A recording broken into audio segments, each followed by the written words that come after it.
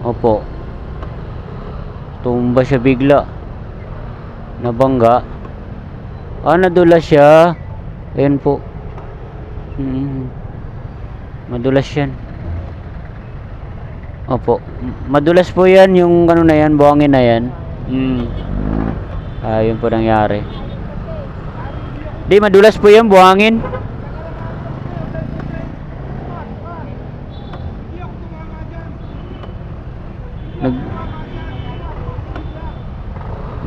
Nagpreno siya eh.